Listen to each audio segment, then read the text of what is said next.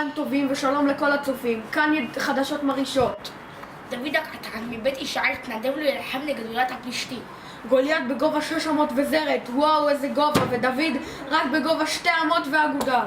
עם ישראל מפחד מאוד משה פלברה צילם את מה שקורה. בואו נראה.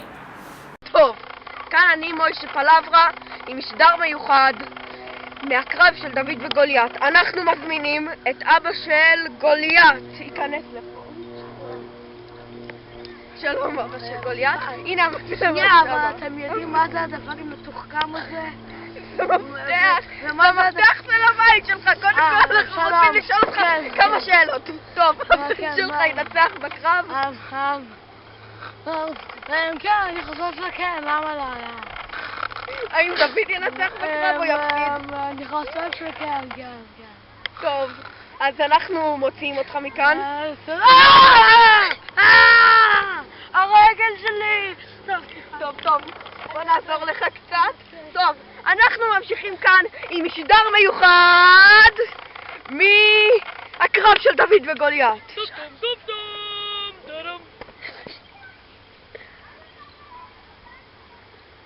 זהו יונה. אקשן. בואו נראה את מה שקרה אחרי. גוליית הפלישתי, אני הולך לחסל את עם ישראל. כל מי שמוכן לעמוד מולי ימות בשנייה.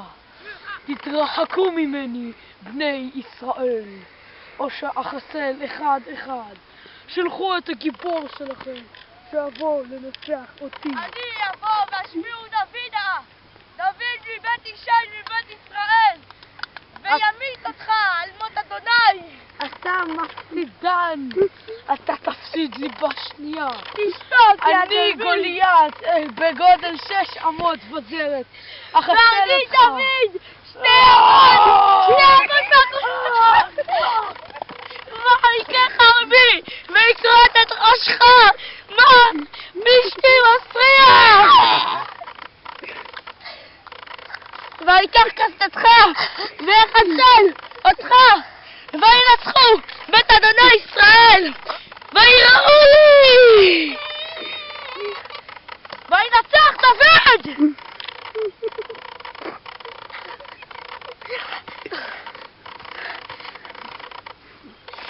לא חשבנו שזה יקרה כל כך מהר, אבל דוד ניצח את גוליית.